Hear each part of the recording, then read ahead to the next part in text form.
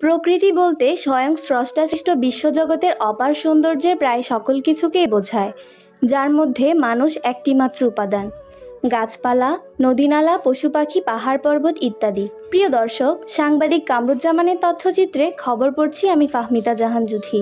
বাংলাদেশের প্রকৃতি খুবই সুন্দর।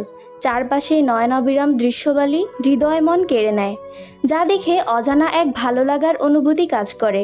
প্রকৃতির সৌন্দর্যে নিজেকে হারিয়ে ফেলতে ইচ্ছে করে। মায়ায় মন ভুলে যায় বেদনার মুহূর্তগুলো, মনে পড়ে হারানো দিনের স্মৃতি।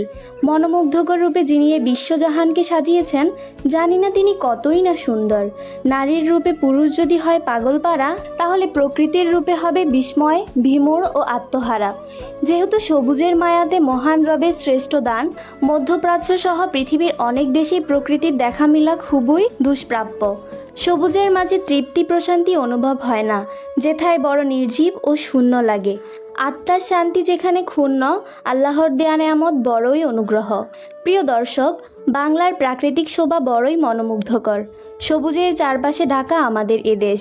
কাক ডাকা ভোরে ফজর শেষে যখন হাঁটতে বের হলাম, হারিয়ে গেলাম অজানা এক স্বর্গপ্রাণে।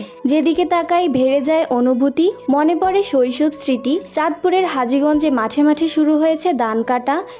কৃষাণীর ব্যস্ততায় ধারণ করেছে নতুন এক রূপ।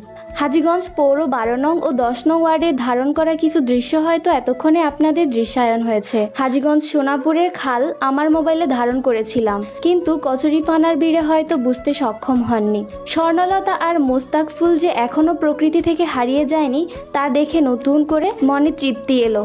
প্রিয় দর্শক, স্বাস্থ্য সুঠাম দেহ ও শারীরিক সুস্থ থাকতে হলে নিয়মিত সকাল সকাল ঘুম থেকে উঠুন এবং ভোরের মৃদু হাওয়া গায়ে জড়িয়ে কিছু পথ হাঁটুন। কায়িক শ্রমে মনোনিবেশ করুন। নিয়মিত শরীর চর্চায় আপনার মন ও মস্তিষ্ককে রাখবে সচল।